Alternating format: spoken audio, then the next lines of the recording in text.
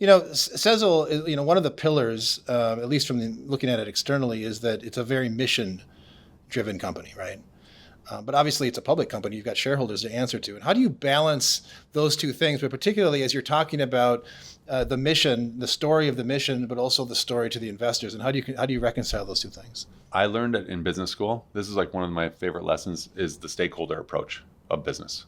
It's who are your key stakeholders and try to get good scorecards from all of them.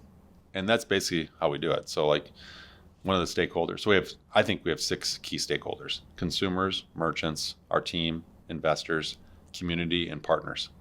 And all of them are important. You try to do a good scorecard for all of those. And I think if you do score well with all those groups, you're going to end up scoring well with investors too. Like it's part of the game, building out your business. And so, a good example of one that's, some people always don't think this way, but partners, one of the partners is just a stakeholder.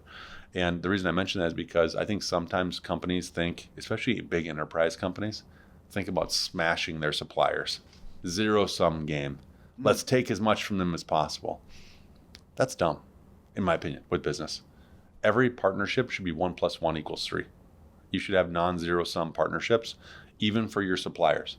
You should want your suppliers to make money and be successful, but only pick the suppliers, of course, that are adding value, but they should be successful too. And I think too many people think about zero-sum for partnerships. You got to make sure that who you work with, you understand they're making money too.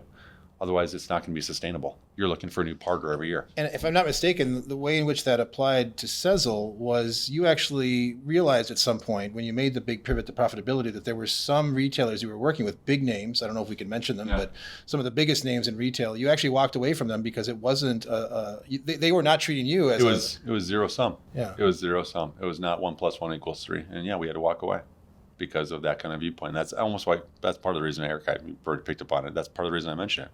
You get the feeling from some people that you work, some groups that you work with, some people you work with, that they don't care if you succeed. Well, or that in their case, it should be an honor to work with us, right? No, we have to succeed as well. Otherwise, this is not going to be a sustainable relationship. And by the way, the sustainable relationships are the ones that work the best.